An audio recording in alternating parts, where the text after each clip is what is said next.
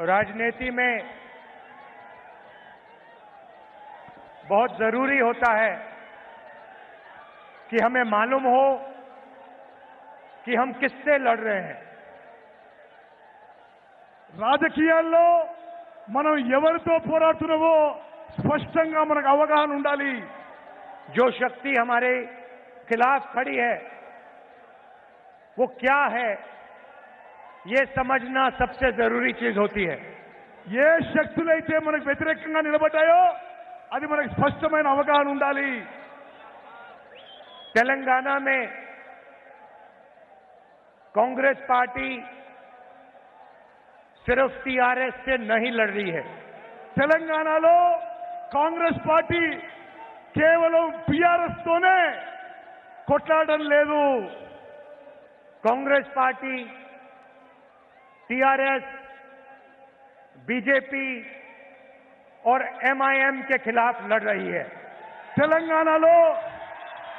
తెలంగాణలో Congress party BRS, BJP, MIM కలయికతో పోరాడుతున్నాము। ये अपने आप को अलग अलग पार्टियां कहती हैं, मगर ये सारी की सारी एक साथ मिलकर काम कर रही हैं। ఇవన్నీ వేరు వేరు పార్టీగా అవుపడతాయి కానీ బీఆర్ఎస్, బీజేపీ, ఎంఐఎం తెలంగాణలో కలిసిపోయాయి। टीआरएस को मैंने अपनी आंखों से लोकसभा में देखा है। నేను లోక్సభ పార్లమెంట్ లో బీఆర్ఎస్ ఎంపీలను చూశాను। जब भी बीजेपी को उनकी जरूरत पड़ी एकदम उनके लोगों ने पूरा समर्थन किया। పార్లమెంట్ లో బీజేపీకి అవసరం ఉన్నప్పుడల్లా బీఆర్ఎస్ ఎంపీలు మద్దతు పలికిండ్రు। किसान बिल में जरूरत पड़ी, नरेंद्र मोदी जी ने एक इशारा किया, बीआरएस एकदम उनके साथ खड़ी हो गई। నరేంద్ర మోదీ ఏ ఇషారా ఇస్తే బీఆర్ఎస్ వాళ్ళు నరేంద్ర మోదీ ఎంబడి ప్రాణం చేస్తున్నారు। राष्ट्रपति के चुनाव में मदद की जरूरत पड़ी, वाइस प्रेसिडेंट के चुनाव में मदद की जरूरत पड़ी, एक इशारा किया, पूरा समर्थन मिला। రాష్ట్రపతి ఎన్నికల్లో, ఉపరాష్ట్రపతి ఎన్నికల్లో బీఆర్ఎస్ పార్టీ బీజేపీకి మద్దతు పలికింది। जीएसटी में समर्थन दिया, జీఎస్టీకి టీఆర్ఎస్ పార్టీ మద్దతు పలికింది। जब भी बीजेपी को जरूरत पड़ी बीआरएस ने एकदम उनकी मदद की। ఎప్పుడు బీజేపీకి అవసరం పడితే బీఆర్ఎస్ వాళ్ళు ఎంబడి నిలబడ్డారు। आज देखिए, हमने आज पब्लिक मीटिंग के लिए दिन चुना, तीनों के तीनों ने अपनी मीटिंग एक साथ की। ఈ రోజు మనం మీటింగ్ పెట్టుకున్నామని ముగ్గురికి ముగ్గురు మన మీటింగ్ డిస్టర్బ్ చేయడానికి వాళ్ళు వేరే మీటింగ్ పెట్టుకున్నారు। क्यों? क्योंकि हमारी मीटिंग को वो तीनों के तीनों डिस्टर्ब करना चाहते थे। బీజేపీ, బీఆర్ఎస్, ఎంఐఎం మూడు పార్టీలు కూడా మన మీటింగ్ డిస్టర్బ్ చేసుకోవాలని ఈ రోజు మీటింగ్ పెట్టడం జరిగింది। मगर तेलंगाना ने कांग्रेस पार्टी को इतनी शक्ति दी कि मीटिंग को नहीं डिस्टर्ब कर पाए। కానీ తెలంగాణలో కాంగ్రెస్ పార్టీకి బలంగా ఉంది, ఎవరు డిస్టర్బ్ చేసే అవకాశం లేదు। इसके बाद शाम को फोन कॉल चलेगी, एक दूसरे से बात करेंगे और कहेंगे भाई कांग्रेस पार्टी को रोकने का कोई और तरीका निकालना पड़ेगा। కాంగ్రెస్ పార్టీ బలంగా ఉంది తెలంగాణ, తప్పనిసరిగా మీరందరూ కూడా కాంగ్రెస్ పార్టీకి ఓటేయాలని కోరుకుంటారు। एक और चीज देखिए, ఇంకొక విషయం దయచేసి గమనించాలి। विपक्ष के हर नेता पर कोई ना कोई केस है। ప్రతిపక్షాల అందరి నాయకులపై ఏదో ఒక కేసు ఉన్నది। ईडी, सीबीआई, इनकम टैक्स, सारे के सारे विपक्ष के नेताओं के पीछे पड़े रहते हैं। ఈడీ, సిబిఐ, ఇన్కమ్ ట్యాక్స్ డిపార్ట్మెంట్లు ప్రతిపక్ష నాయకులు అందరిపైన కూడా కేసులు పెట్టడం జరిగింది। मगर तेलंगाना के चीफ मिनिस्टर के खिलाफ कोई केस नहीं है। కానీ తెలంగాణ ముఖ్యమంత్రి కేసీఆర్ పై బీజేపీ వాళ్ళు ఏ కేసు పెట్టలేదు। एमआईएम के नेताओं के खिलाफ कोई केस नहीं है। ఎంఐఎం నాయకులపై ఏ కేసులు పెట్టలేదు. सिर्फ विपक्ष पर आक्रमण होता है। కేవలం ప్రతిపక్ష నాయకులపైనే కేసులు పెట్టారు. नरेंद्र मोदी जी अपने लोगों पे कभी आक्रमण नहीं करते हैं। నరేంద్ర మోదీ తన సొంత మనుషులపై కేసులు పెట్టడు. అందుకోసమే కేసీఆర్ ఓవైసీపై కేసులు పెట్టలేదు. वो आपके चीफ मिनिस्टर को और एमआईएम को अपना मानते हैं, इसलिए इन लोगों पे कोई भी केस नहीं है। నరేంద్ర మోదీ గారు ముఖ్యమంత్రి కేసీఆర్ అసౌద్దీన్ ఓవైసీని తన మనుషులుగా భావిస్తాడు కాబట్టి వాళ్ళ మీద ఏ కేసులు పెట్టలేదు. भ्रष्टाचार के सब रिकॉर्ड तोड़ दिए, मगर ईडी, सीबीआई, इनकम टैक्स कोई केस नहीं। ఇక్కడ ప్రభుత్వం అవినీతిలో కూరుకుపోయినా ఈడీ, సిబిఐ, ఐటీ ఏమీ కేసులు పెట్టవు తెలంగాణలో. आज मैं सोनिया जी का भाषण देख रहा था। ఈ రోజు నేను సోనియా గాంధీ గారి స్పీచ్ వింటున్నాను. और मैं सोच रहा था, जो सोनिया जी कहती हैं वो कर डालती हैं। जो सोनिया जी कहती हैं वो कर डालती हैं। సోనియా గాంధీ గారు ఏ మాట ఇస్తే తప్పనిసరిగా మాట నిలబెట్టుకుంటారు. चाहे कुछ भी हो जाए, जोरों से नहीं बोलती है, मगर एक बार उन्होंने बात कह दी तो फिर वो करके दिखा देती है। ఏమి జరిగినా ఎంత నష్టపోయినా సోనియా గాంధీ గారు ఇచ్చిన మాట నిలబెట్టుకున్నారని చెప్పి నేను మనం చేస్తున్నాను. 2004 में उन्होंने आपसे कहा था कि तेलंगाना के बारे में कांग्रेस पार्टी सोचेगी। 2012లో సోనియా గాంధీ గారు తెలంగాణ ప్రత్యేక రాష్ట్రం విషయంలో ఆలోచన చేస్తామని చెప్పి హామీ ఇచ్చారు. और एक बार उन्होंने कह दिया तो फिर करके दिखा दिया। ఒక్కసారి ఇచ్చిన మాట నిలబెట్టుకోవడానికి సోనియా గాంధీ గారు ప్రత్యేక తెలంగాణ రాష్ట్రం ఏర్పాటు చేయడం జరిగింది. और आपका जो सपना था, तेलंगाना स्टेट का सपना, जिसके लिए आपने खून पसीना कुर्बानी दी थी, उस सपने को सोनिया जी ने आपके साथ मिलकर पूरा किया। మీ కళ, మీ ఆకాంక్ష ప్రత్యేక తెలంగాణ రాష్ట్రం కావాలని ఈ ప్రజల ఆకాంక్షని సోనియా గాంధీ గారు ప్రత్యేక తెలంగాణ రాష్ట్రం ఏర్పాటు చేసి మీ ఆకాంక్షను, మీ కళను నెరవేర్చారు. बीआरएस को हम बीजेपी रिश्तेदार समिति कहते हैं। బీజేపీని, బీఆర్ఎస్ ని బీజేపీ రిశ్తేదార్ సమితి అని మనం పిలుస్తున్నాం. पूरा का पूरा फायदा चीफ मिनिस्टर के परिवार को मिलता है। ఇక్కడ మొత్తం అన్ని లాభాలు కూడా, అన్ని బెనిఫిట్స్ కూడా ముఖ్యమంత్రి కుటుంబానికే చెల్లుతాయి. हमने तेलंगाना को स्टेटहुड केसीआर के फायदे के लिए नहीं दिया था। మేము తెలంగాణ రాష్ట్రం కేసీఆర్ కి ఆయన కుటుంబం లాభం కోసం చేయలేదు. केसीआर जी के परिवार के फायदे के लिए नहीं दिया था। కేసీఆర్ కుటుంబ లాభాల కోసం చేయలేదు. हमने तेलंगाना को स्टेटहुड तेलंगाना के गरीबों के लिए, किसानों के लिए, माताओं के लिए, मजदूरों के लिए दिया था।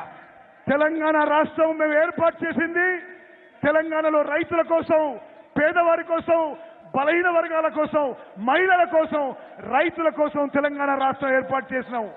और पिछले 9 सालों में तेलंगाना के गरीब लोगों को, किसानों को, मजदूरों को, छोटे दुकानदारों को, महिलाओं को, युवाओं को फायदा नहीं पहुंचा। గత 9.5 ఏళ్ల బీఆర్ఎస్ పరిపాలనలో తెలంగాణలో బీదవారికి, రైతులకి, చిన్న వ్యాపారులకి, దళితులకి, మైనారిటీలకి ఎవరికి లాభం జరగలేదు. हमने पहले आपको तेलंगाना की स्टेटहुड की गारंटी दी थी। మేము తెలంగాణ రాష్ట్రం ఇస్తామని గ్యారంటీ ఇచ్చినాము. और जो हमने कहा, जो सोनिया जी ने कहा था, वो कांग्रेस पार्टी ने आपके साथ मिलकर पूरा किया। తెలంగాణ రాష్ట్రం గ్యారంటీ ఇచ్చి తెలంగాణ రాష్ట్రం ఏర్పాటు చేసింది కాంగ్రెస్ పార్టీ. 100 दिन के अंदर बीआरएस की सरकार यहां से हट जाएगी। అతి కొద్ది సమయంలో బీఆర్ఎస్ ఇక్కడి నుంచి తరిమి కొట్టబడుతుంది. इसको कोई नहीं रोक सकता। ఎవరు ఆపలేరు. चाहे बीजेपी चाहे, चाहे एमआईएम चाहे बीआरएस चाहे, ये सरकार बदलेगी बदलेगी। ఈ ప్రభుత్వం మారబోతున్నది. బీజేపీ ఎంఐఎం ఎంత రక్షించుకున్నా తెలంగాణలో బీఆర్ఎస్ ప్రభుత్వం మారబోతున్నది. ప్రజలు తరిమి కొట్టబోతుందని చెప్పి చెప్తున్నాను. हमने एक गारंटी पहले दी थी, आपके साथ एक सपना देखा था। अब हम आपको 6 और गारंटी देना चाहते हैं। మేము తెలంగాణ గ్యారంటీ ఇచ్చి ప్రత్యేక తెలంగాణ రాష్ట్రం ఇచ్చినాము. ఈ రోజు ఆరు గ్యారంటీలు 6 హామీలు మీకు ఇవ్వబోతున్నాము. सबसे पहले इंद्रम्मा इंड्लू, ముందుగా ఇందిరమ్మ ఇళ్ళు, घर के कंस्ट्रक्शन के लिए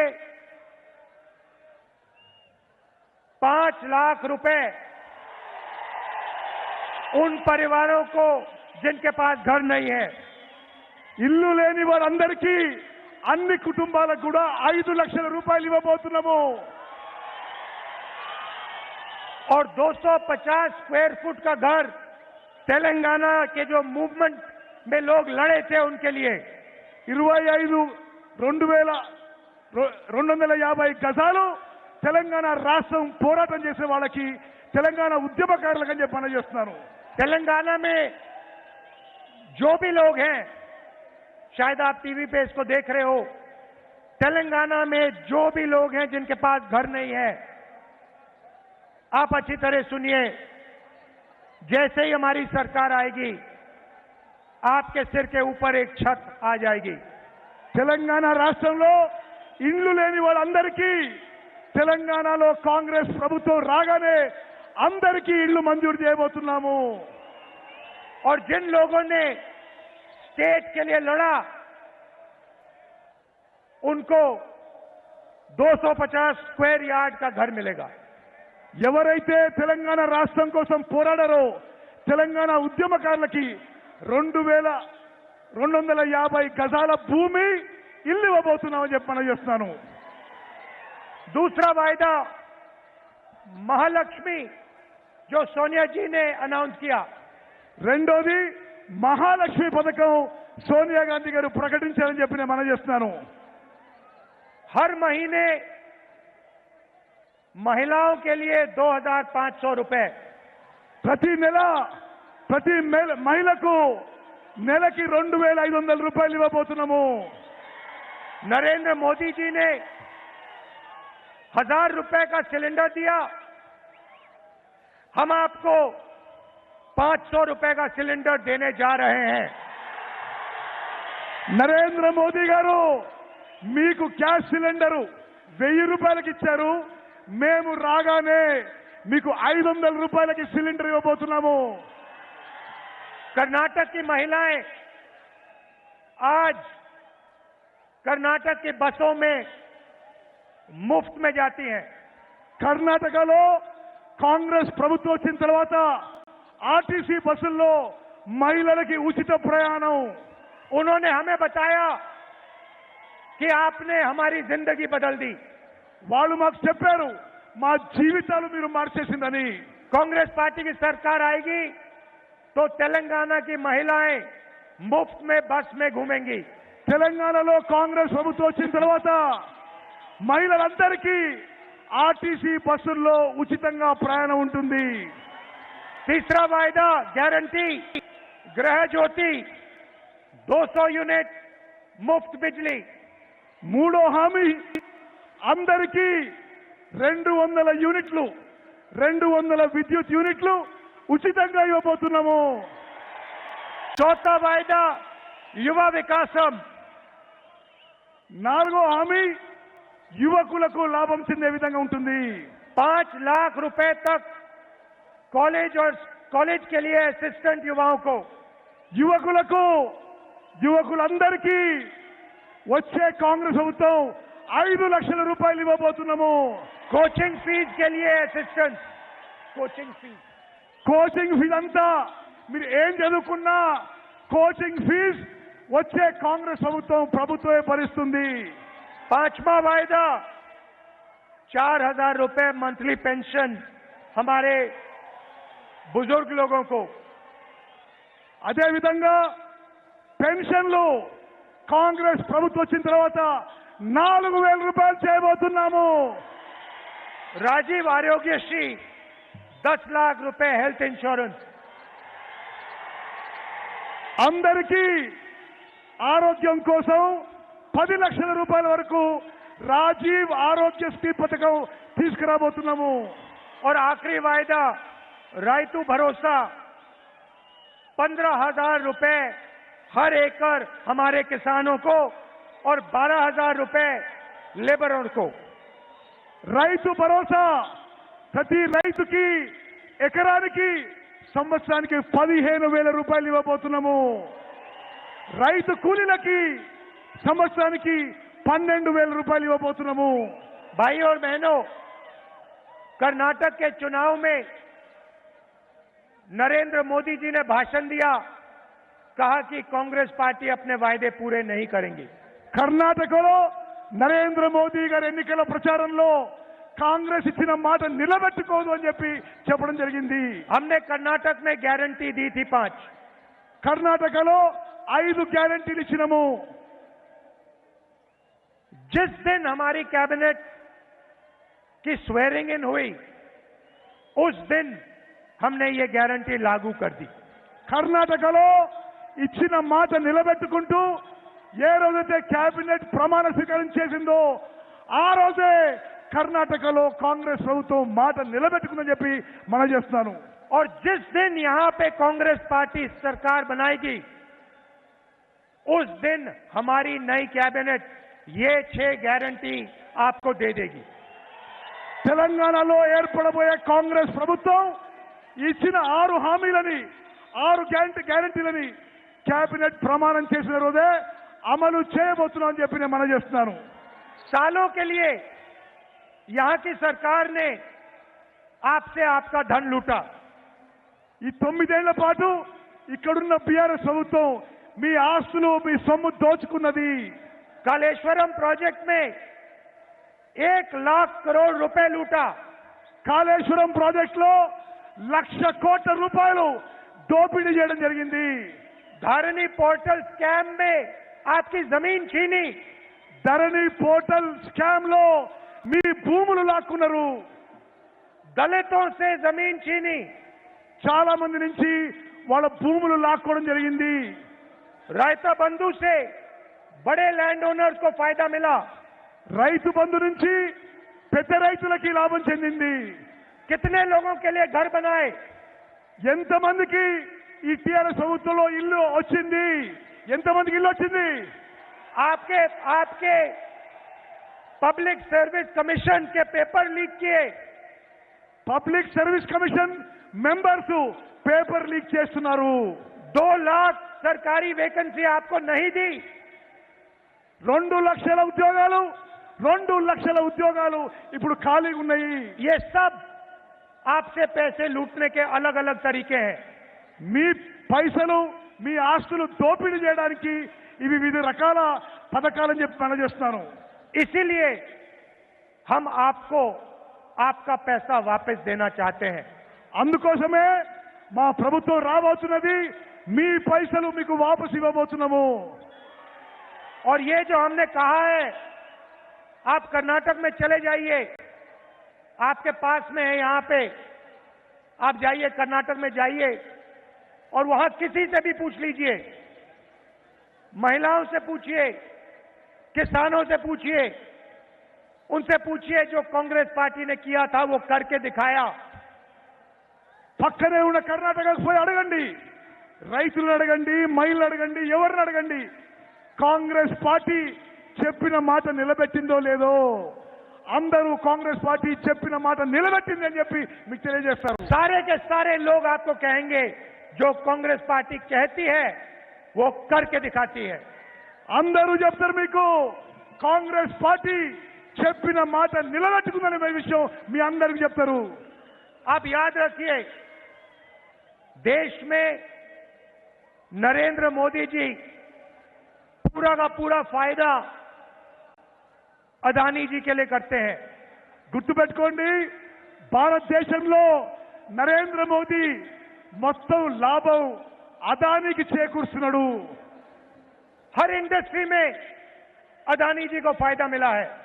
ఏ వ్యాపారమైనా ఏ ఇండస్ట్రీనా అదానికి నరేంద్ర మోదీ లాభం చేకూరుస్తున్నాడు। दुनिया में सबसे अमीर आदमियों में से अदानी जी हो गए हैं।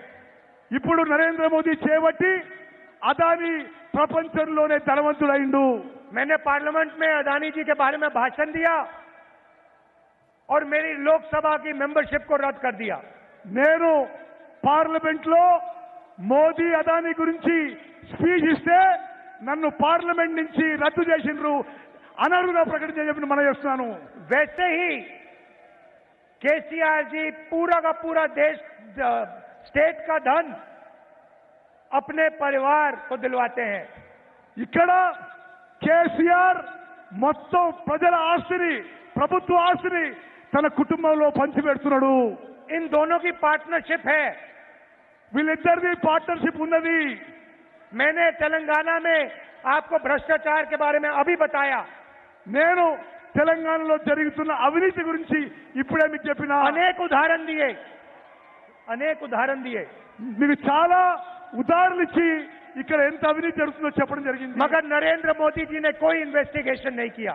నరేంద్ర మోదీ కేసీఆర్ కరప్షన్ అవినీతి గురించి ఎటువంటి చర్యలు తీసుకోవడం లేదు। क्योंकि नरेंद्र मोदी जानते हैं कि तेलंगाना के चीफ मिनिस्टर उनकी मदद करते हैं। ఎందుకంటే నరేంద్ర మోదీకి తెలుసు తెలంగాణ ముఖ్యమంత్రి కేసీఆర్ తన మద్దతుదారని చెప్పి మోదీకి తెలుసు। और दूसरी साइड देखिए, जहां भी हम बीजेपी से लड़ते हैं वहां एमआईएम आके हमें डिस्टर्ब करती है।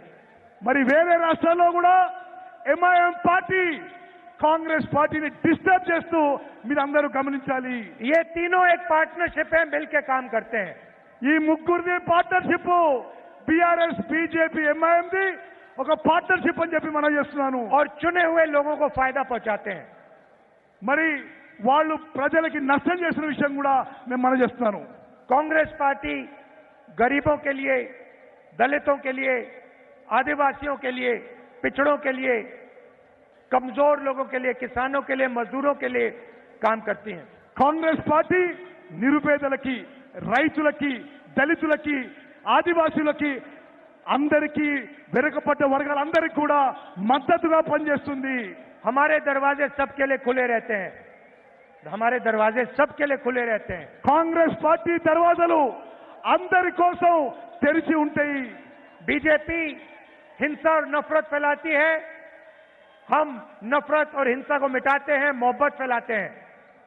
బీజేపీ సమాజంలో విద్వేషం రెచ్చగొట్టడం, కాంగ్రెస్ పార్టీ అందరూ కలిసిమెలిసి ప్రేమ, ఐక్యత, సద్భావనతో ఉండాలని కోరుకుంటున్నాము। आपने ही नारा दिया था, नफरत के बाजार में मोहब्बत की दुकान खोलनी है।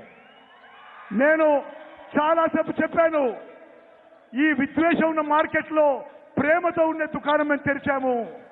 इसीलिए कांग्रेस पार्टी को पूरा समर्थन दीजिए।